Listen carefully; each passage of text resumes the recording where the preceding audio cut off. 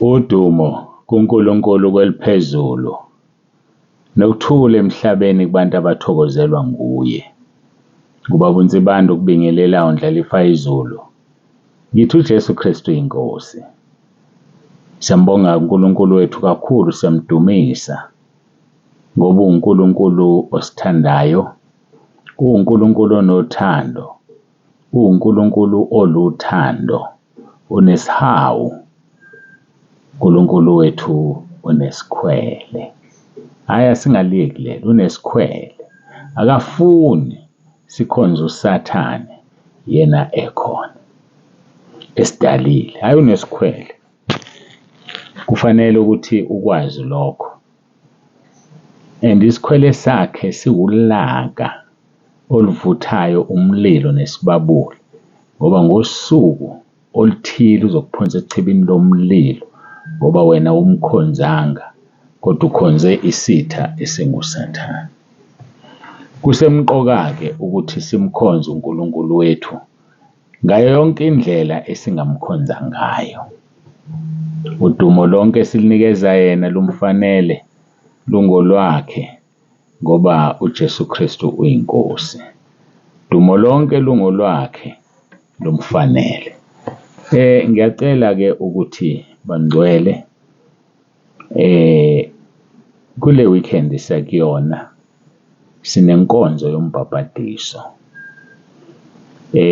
Abazobe bebhabhadiswa ngiyacela ukuthi bazi ukuthi siqala ngo-9 qo ekhanda, 9 o'clock sizoqala. Ngo-9 qo siyaqala. Ngiyacela nje ukuthi sibe nalolo lwazi. Inkonzo izongena ngo-9, inkonzo yombhabhadiso ngomhla ka-3. Bayazazi-ke ababhabhadiswayo. Siyacela futhi ukuthi abeza embhabhadisweni baphendule basitshele ukuthi beza nobani ababaphelezelayo. Uza nobani okuphelezelayo uma ekhona. Uma engekho kuhle futhi nalokho. Ngoba phela abazalwane siyaniphekela. Asikwazi ukuphekela abantu esingabazi. Hhayi asikwazi ukuphekela abantu esingabazi. So-ke siyacela ukwazi ukuthi uphelezelwa obani bangaki. Kodwa ukhumbuleke ungabe usuphelezelwa ikhumbi. Kube kubhabhadiswa wena wedwa. Ngoba phela kuhle silikhuluma iqiniso. Inkinga leyo uma wena usuza nekhumbi, usuza nenqwaba yabantu kanti wena obhabhadiswayo. Kodwa-ke uma usubamemile ungabe usabayeka ngoba usuwenzile amalungiselelo, sitshele ukuthi uza nabantu abangaki ngoba sifuna ukulungisa okuya ngasethunjini. Kufanele nje ngiphumele obala siyicacise leyo nto. Ngoba phela thina sazi wena ozobhabhadiswa. Kwabanye sazi wena nopartner wakho ozobhabhadiswa. Asibazi abanye. So masingabazi-ke siyacela ungabi ne-surprise bese abantu bangakutholi ukudla ngoba wena ufike nabantu abaningi uwedwa. Sitshele ukuthi uza nabantu abangaki khona sizohamba siyothenga bese-ke sikwazi ukuthi sonke sanele. Ngomgqibelo siqala umhlangano. Sinomhlangano we-council yaseNtabeni yendlu kaJehova kuyabonelelwa. Uzoqala ngo-10 lo mhlangano. Uzoqala ngo-10. Ngiyacela-ke ukuthi bonke abefundisi baseNtabeni yendlu kaJehova kuyabonelelwa. Bonke abefundisi baseNtabeni yendlu kaJehova kuyabonelelwa babe khona. Nginaleso sicelo kakhulu. Ongezuphumelela ngicela angitshele ukuthi kungani engezuphumelela. Ngiyasicela isizathu ngoba siyabacela abefundisi baseNtabeni yendlu kaJehova kuyabonelelwa. Bayazazi-ke abafundisi asebethintiwe. Bayazazi abefundisi abaphethe ama-branch aseNtabeni. Yibona labo esikhuluma ngabe sesibalindile. Umfundisi ophethe i-branch yaseNtabeni noma umvangeli ongaphansi komfundisi ophethe i-branch yaseNtabeni. Yilabo engibabizayo. Umfundisi ophethe i-branch yaseNtabeni umfundisi noma umvangeli noma umshumayeli ongaphansi kamfundisi ophethe ibhrentshi yasentabeni. Ngiyazi ukuthi khona abanye asebezinikelile entabeni phakathi kwalesi sikhathi.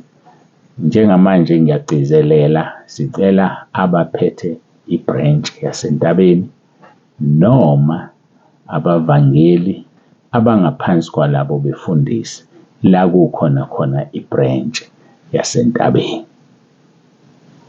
Ngiyabonga kakhulu-ke, ngethemba ukuthi ngicacile. Ngilindele wonke umuntu onenkinga yokuza, ngiyacela angitshele ngo-WhatsApp, asho ukuthi yena unenkinga, angangifoneli, vele ngixakekile, ngibhizi.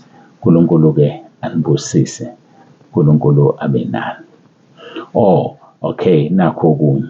Ngiyacela abazaziyo ukuthi abazubuyela emuva befundisi, bazolala bathamele inkonzo yangesonto yombhabhadiso, ngiyacela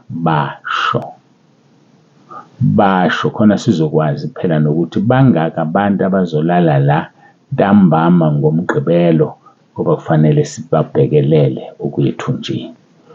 Abangezubuyela emuva beyoze behambe ngesonto, siyacela ukuthi sibazi. Isicelo sami-ke esikhulu ilesi, ngiyacela ubhale, ungakhulumi, ubhale. Yazi ube niyazi ishesha kanjani into ebhaliwe. Ngiyacela ubhale, ngoba uma wenza i-VN ngize ngiwa-fast forward, yabona lento yenza umuntu akhuluma asheshise ngoba isikhathi asikho. Ngakho ngicela ubhale. Ngiyeza ngumfundisi usibanibani, ngizolala ngihambe emva kwenkonzo ngesonto. Ngiyeza ngumfundisi usibanibani, angizolala. Bakhona-ke ebese sikhulumile nabo abathi abazolala. Bakhona futhi ebesikhulumile nabo abathi bazolala, kodwa ngiyacela nje ukuthi wonke umuntu khona izoba yinhle lento, bakhontrole-ke kahle. Ngiyacela ungitshele, uyalala ngoMgqibelo noma awulali? Uyilona ongayizophumelela ngoMgqibelo, angitshele. Siyambonga uNkulunkulu kakhulu, siyanithanda. Sizama ukulungiselela nina njalo ukuthi konke kuhambe ngendlela efanele. Siyamkholwa uNkulunkulu kuzolunga. Thumela-ke 063 77 55 162. Abantu bayathanda ukusebenzisa iy'namba ekungakhulunywanga ngazo. Inamba engikhuluma kuyo engiyishoyo manje ka-WhatsApp ayifonelwa uWhatsApp 063 77 55 162. Ngike ngachaza kulezi nsuku ngathi umuntu ojwayele ukubhala angathumeli i-voice note, ifoni yakhe ayisheshi igcwale, ayiquleki, ithatha isikhathi ngoba ama-text awasheshi agcwale. Lo muntu othanda ukukhuluma nje, i-voice note, phatha i-voice note, ngishebonga, i-voice note emfushane 5 seconds, ngiyabonga baba uNsibande. Hawu, ukubhala nje uthi ngiyabonga, Jesu Kristu uyinkosi, ngiyabonga. Ayike ngishiye lapho, asiye enkonzweni yethu, siqhubeke nayo. Ngiyacela ukuthi sigoqe ngikhuleke.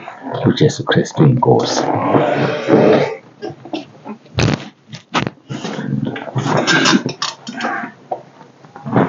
Baba ongcwele, baba olungileyo, uNkulunkulu wethu nomusa, sisondela kuwena nangalesi sikhathi. Siyabonga uthando lwakho, sithande ngalo. Siyabonga Nkosi ngakho konke osilungiselele khona. Konke okulungisile ngoba usithanda. Ushilo Nkosi wathi konke kusebenzelana kube kuhle kulabo ababiziweyo ngecebo lakho. Siyakubonga-ke uNkulunkulu wethu nomusa, sinikela kuwena le nkonzo, siyacela ube phakathi kwethu. Ngiyakhuleka ngoJesu Kristu inkosi. uJesu Kristu inkosi. Amen.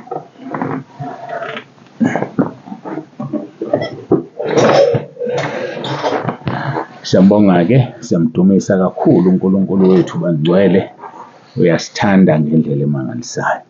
Siqhubeka-ke nephuzu elingu-number 4 elithi ukungcweliswa ngeqiniso, ngoba izwi likaNkulunkulu liyiqiniso. NgokaJohane chapter 17 verse 17, umkhuleko weNkosi yethu uJesu Kristu ezikhulekela yena nabafundi bakhe nabo bonke abakholwayo. Verse number 17, bangcwelise ngeqiniso, izwi lakho liyiqiniso. Bangcwelise ngeqiniso, izwi lakho liyiqiniso. Sikhulumile ke ngezinto eziningi ezingcweliswayo, indlu, usuku lwangcweliswa, okokugqoka, ithempeli, ziningi ngendlela emangalisayo izinto ezingcweliswayo. Kodwa bese sifike la kukhulunywa khona-ke ngegama likaNkulunkulu uJehova Sebawothi ukuthi liyangcweliswa nalo. Ezekiel chapter 36 verse 23. Ngiyakulingcwelisa igama lami elikhulu elihlanjalaziwe phakathi kwabezizwe. Yabona lawo magama vele asike phakathi. Lihlanjalaziwe igama likaNkulunkulu ngendlela eziningi. Kodwa uthi uzolingcwelisa yena. Awulihlambalazanga nje wena. Awuzibizanga umntwana kaNkulunkulu wasuqhubeka udla izono. Ngoba kukuhlambalaza lokho.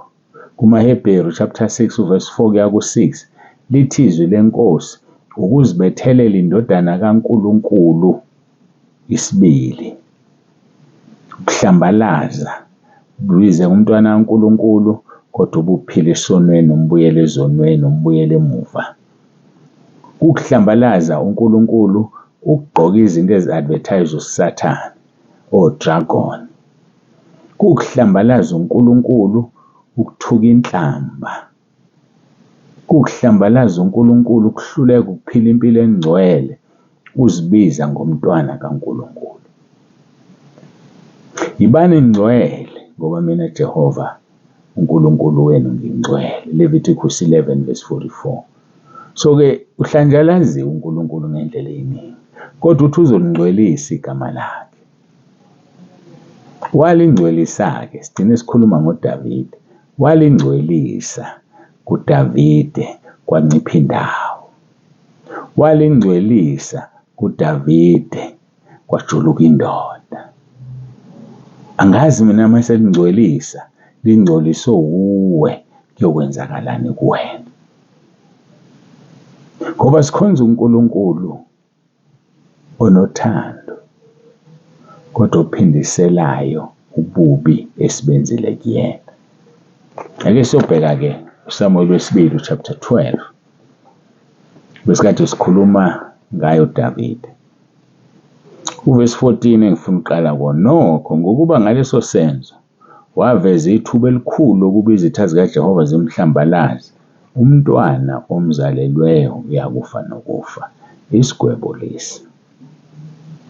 uNkulunkulu ke uthuma uNathan umprofeti wakhe kuDavide ukuthi ayomtshela ngesigwebo sakhe njengoba ebulala umka Uriya wayesethatha umfazi kaUriya.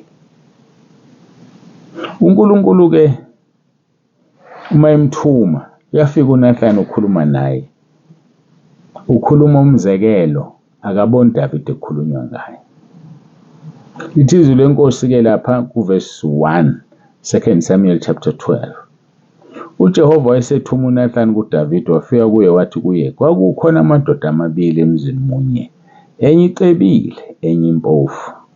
Ecebileyo yayinezimvu nezinkomo eziningi kakhulu kepha impofu yayingenalutho inexhokazana lilinye elincane nje kuphela. Yayilithengile yalondla lakhulela kuyo nakubantwana bayo.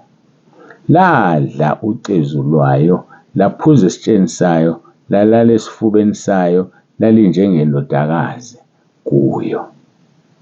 Verse 4 kwase kufika isihambe endodeni ecebileyo. Yayeka ukuthatha ezimvini nasezinkomeni zayo kusilungiselela leso sihambe sasifike kuyo. Kepha yathatha ixhukazana lendoda empofu yalilungisela umuntu owayefike kuyo. Ukuthelo kaDavide yavutha kakhulu ngalowo muntu wathi kuNathani, kuphila kaJehova umuntu owenze lokho ufanele ukufa. Uyakulibuyisa ixhukazana liphindwe kane ngokuba enze lokho nangokuba wayengenasihawu. uNathani wathi kuDavide, nguwe lo muntu. Usho kanje uJehova uNkulunkulu kaIsrayeli uthi, ngakugcoba ube inkosi phezu kaIsrayeli. ngakuphula esandleni sikaSawuli, ngakunika indlu yenkosi yakho nabafazi benkosi yakho esifubeni sakho, ngakuphi indlu yakwa-Israyeli neyakwaJuda. Uma lokho bekukuncane ngangiyakwenezela lokhu nalokho. Udelelelani izwi likaJehova ukuba wenze ukubi emehlweni wakhe na? Ubulela u-Uriya umHethi ngenkemba, wathatha umkakhe abe ngumkakho, wambulala ngenkemba yabantwana bakwa-Amoni. Ake sime nje lapho. uNkulunkulu uma ethuma uNathani umprofethi wakhe kuye eyokhuluma noDavide, usho umzekelo owacasula uDavide engazi ukuthi uye. Usho umzekelo owenza uDavide azigwebe engazi ukuthi uyazigweba. Kunendoda ecebile, inezimvu nenkomo, inakho konke. Siba khona eyodwa ineqhukazana nje elilodwa, elikhulisile, ibidla ucezu udlo uyena, kusho ukuthi bengenakho ngisho azokupha kona leli qhukazana. Liphuza esitsheni sayo, lalala esifubeni sayo lendoda, lalinjengendodakazi kuye. Leli qhukazana walondla, laphila nabantwana bakhe. Ulocebile usefikelwa isihambi, uyeka impahla yakhe, uyeka izimvu zakhe, inkomo zakhe, uyeka konke okwakhe, uyothatha leli qhukazana lendoda empofu elikuphela kwalo. Yalithatha ukuba iyohlabela isivakashi sakhe. Mayizwa lokhu uDavide uyathukuthela, uthi lo muntu kufanele afe nokufa. Kufanele ibuyisele leli qhukazana lakhe eliphindwe kane, 4 times, kufanele abuye esewu-4 abese yabulawa lo muntu. Engazi ukuthi uzigweba yena, uthi uNathani nguwe loyo. uNkulunkulu ukuphila abafazi abaningi, uNkulunkulu ukunikile ubukhosi, uNkulunkulu ukuvikele kuSawuli. Ngoba kunezinto uNkulunkulu asivikele kuzo esingaboni thina ukuthi usivikelile. Ngifuna ukukutshela lento mntakababa, kuze kube manje ufike kuleli zinga okulona ingoba uvikeliwe. Bapho ufunda nabo primary, bapho wazalwa nabo, bapho ubufunda nabo high school. Uma ufundela imfundo ephakeme baphi? Ususebenza nabanye, mhlawumbe usuretayile, baphi abanye ubusebenza nabo? Abanye bashonile, awubazi ukuthi baphi. Abanye impilo ayibalungele, iyabheda. Kodwa uNkulunkulu ukuthandile. So kunezinto uNkulunkulu asenzele zona ezinhle kodwa siziboni. Kanti uNkulunkulu uyazazi, uyakwazi ukuzibala. Ingakho inkosi uHezekiya lapho sekuphuma igama ukuthi uzofa, yabheka odongeni yakhala, yathi Jehova, ake ukhumbule, ngihambile phambi kwakho ngobuqotho. Ayikho into angayazi uNkulunkulu ngawe.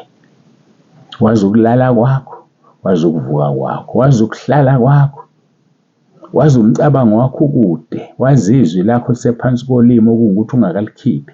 Uyazi uzothini, uyazi uzogcina ucabangeni ngaphandle kwalokho ukucabanga njengamanje. uNkulunkulu esimkhonzayo. uDavide ke mayizwa lento uthi lo muntu lufanele ukufa nokufa. Kuthiwa nguwe-ke loyo, uzuzigwebile ndoda wathi ufanele ukufa nokufa. Uthe unabafazi abaningi, wathatha unkosikazi ka-Uriya walala naye. Waphinde wambulala futhi u-Uriya. What a poor wife, what a poor woman. Angazi noma yayithokoza yini. Esikhundleni sokubizile indoda yayishonile, nansi inkosi siyithathile. Yebo, ngiyakholwa ngenzeka ukuthi wayengazi ukuthi uye lo aya naye embhedeni obulela indoda yakhe. Ngenzeka nawe awazi, awunakile ukuthi awunandoda namhlanje kungenxa yomjolo wakho. Leya ndoda wathandana nayo yaba nesikhwele ibulala indoda yakho ngoba ifuna ukuba nawe. Uyisizathu sey'ngane zakho ukuba zibe zintandane. Uyisizathu sey'ngane zakho ukuba zihlupheke namhlanje. Uyisizathu sokuba iy'ngane zakho zizwe usizi, zikhula zingenayise, nemali uyisayishilo usuyidle namadoda. Ngifuna ukukutshela into eyodwa, ukuthi usazojeza ngaphandle kokuthi ubuye uze kuNkulunkulu ucela uxolo. Hhayi, usazojeza khwena, usazojeza. Mhlawumbe kungcono uma ujeze kuleli, ngoba uzojeza qede mhlawumbe uphenduke. Ngoba uma usujeze kwelizayo ukuphenduka kusekho. Uzenzelile nje wena emhlabeni engathi wakho. Okufunayo wakuletha nje kuwe. Oma endleleni yakho wambulala noma wam-organizela ukuthi abulawe. Uney'dumbu phansi wena. Athi omunye anginazo mina iy'dumbu phansi. Bangako bathi ukuthelelile. Bangako othe kubona silimi. Lithi iBhayibheli ubulele uma wathi ukuthelela umuntu. Ukubulala ukuhleba umuntu. Ukubulala. Funda uJohn chapter 8. Qale lapha kuverse 44. Uthi uJesu mfuzo uyihlo uSathane waba umbulali wasekuqaleni. Uma ubucabanga kahle ubani wabulawa uSathane? Akekho. Kodwa ngoba waqamba amanga, wahleba, ukubulala lokho. uSathane uqamba amanga kuEva, ehleba uNkulunkulu, ukubulala. Uthi uJesu nifuze uyihlo uSathane ongumbulali. Bangako bahleba. Ungumbulali, usubaqedile. Uney'dumbu ezulwini kwelikamoya. Uzongena kanjani ezulwini? Uhlebile. Kwesinye isikhathi ukhuluma indaba ongekho sure ngayo ongayazi. Uzindlile kabi, wafisa kabi. Kodwa ngifuna ukukutshela ukuthi uvezile ithuba lokuthi izitha zikaNkulunkulu zimhlambalaze. Uthi ngizolingcwelisa igama lami. Hayi uzolingcwelisa yena ngawe futhi, hayi ngomunye umuntu. Ukuthi abantu bazi, babone, bamazi ukuthi unguNkulunkulu, Inkosi uJehova Sebawothi. Ntakababa ngibambe la, ngidlule kakhudlwana ku-20 minutes ngoba ngithatha isikhathi eside ngikhuluma ekuqaleni. Ngathaya-ke ngidlule kakhudlwana. Ngokuvuma kweNkosi sizoyiqhuba le ndaba. Siyiqhube. Siyiqhuba kuverse 9 siye ku-10 siqhubeke sibone. Sikhuluma ngokungcweliswa kwegama leNkosi uJehova Sebawothi. Ukungcweliswa kwegama leNkosi uJesu. Ukungcweliswa kwegama likaMoya oNgcwele. Ngoba bamunye bebathathu nje. So-ke uma udelela omunye ubadelele bonke. Uma uhlambalaza omunye ubahlambalaze bonke. Kumelwe silingcwelise igama. Ngikhuleke sawufundisayo iNkosi uJesu, Baba wethu osezulwini, malingcweliswe igama lakho. Siyawukhuleka nje le nto siyazi. Hallowed be thy name, asazi sho ukuthini. Uma wena ulingcolisile, uzolingcwelisa ngawe. Ake sibuke ukuthi walingcwelisa kanjani igama lakhe ngoDavide ngokuzayo. Ngicela siqoqe sikhuleke uJesu Kristu Inkosi. Babongcwele, wabolungileyo uNkulunkulu wethu nomusa, siyabonga ukugcinwa nokulondwa kuze kube manje. Busisa le nkonzo. Lona loyo ilalele Nkosi, usebenze ngomoya wakho ingcwele. Siyakuthanda Nkosi. Siyafisa ukuphila impilo engcwele phambi kobuso bakho. Khuluma ukhomba amabala kuba sizingcwelise uJesu Kristu Inkosi. Amen. Ayike bangcwele, ubaba uNsibando ovalelisayo. Kuze kube ngokuzayo Inkosi mayithandile uJesu Kristu Inkosi.